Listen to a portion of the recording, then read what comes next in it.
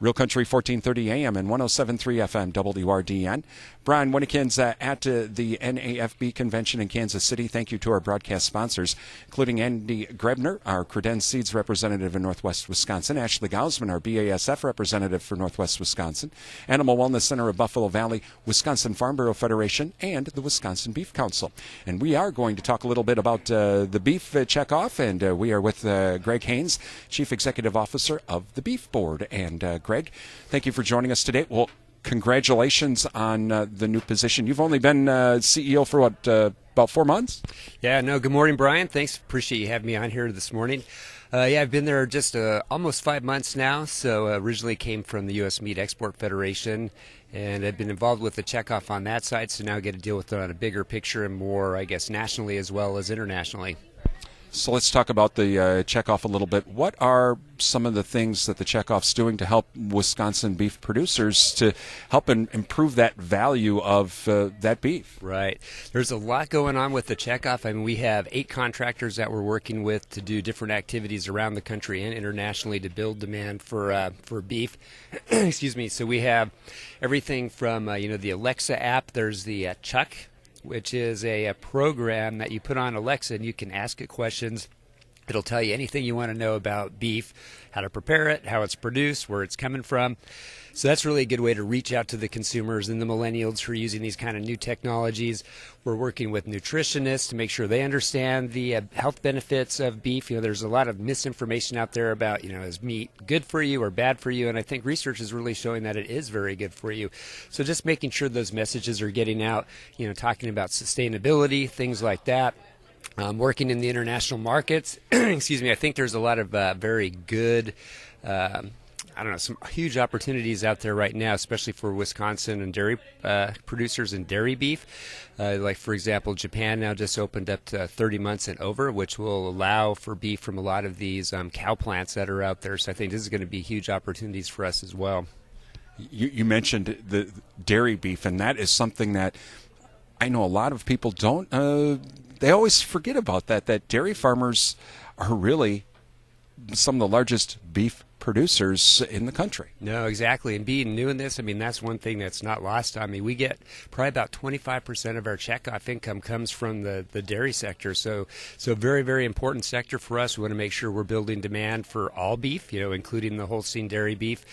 And I think there are a lot of, good things that are going on with that. So big focus for us. I know it's been tough in the dairy sector lately. Hopefully that beef side is kind of helping keep those producers afloat, and we want to make sure that they're getting value and, it's building demand for that product. We are talking with Greg Haynes. He is CEO of the Beef Board here at the NAFB convention. Over the last couple of years, we've all of a sudden seen all of these plant-based types of meat, and beef has something it's pretty easy. It's beef, that's meat. It's not all of this other stuff in it. It's all natural. It really is. And is that something that the Beef Board is also wanting to try and educate consumers on? Yeah, like you said, that's become huge in the media. I mean, you see it everywhere. Wall Street Journal, your local papers, everything talking about these meat alternatives. And that's something that we're definitely looking at and trying to, see how we can counter. One of the things with the checkoff is that we're overseen by USDA for the Ag Marketing Service there. And so everything we say has to be, fact-checked. We can't just kind of make up things and throw, false information out there. So, we need to make sure that what we're doing is right above board and totally accurate.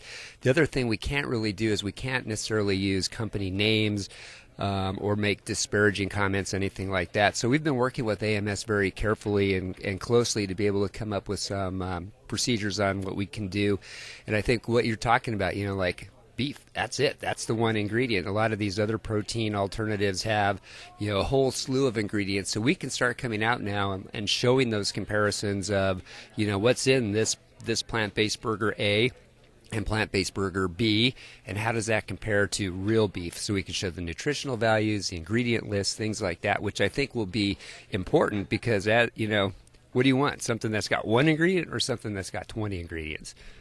Also, not only what's inside of it, that plant-based beef, but does the Beef Checkoff able to educate consumers on the environmental impacts of raising beef and what beef producers are doing to help protect the environment, and that it doesn't have as big of a footprint as compared to maybe some of these plant-based meat alternatives. Exactly. And I think that's one of the challenges is, I was saying we have to be fact-based and we're fact-checked. A lot of these companies or organizations who are talking about it, they don't have to be. So you get a lot of information that, is it real or not? I would question sometimes if it's really accurate information that they're putting out. And so that's the challenge. So I think we've got a great story as far as our sustainability, really the information out there on, greenhouse gases, things like that. A lot of that's overblown, and the new facts or the most recent research shows that sustainability on the beef industry is amazing. And so we've got to make sure we're getting that message out to the consumers as well, because right now you've got the kind of naysayers who are throwing out information that may be inaccurate or outdated. So we need to make sure this current accurate information that really tells the better picture is getting heard, and that's the challenge, is to really start doing that more. That is Greg Hines, CEO of the Beef Board. We are at the NAFB convention in Kansas City. I'm Brian Winnikins on Real Country 1430 AM and 107.3 FM WRDN.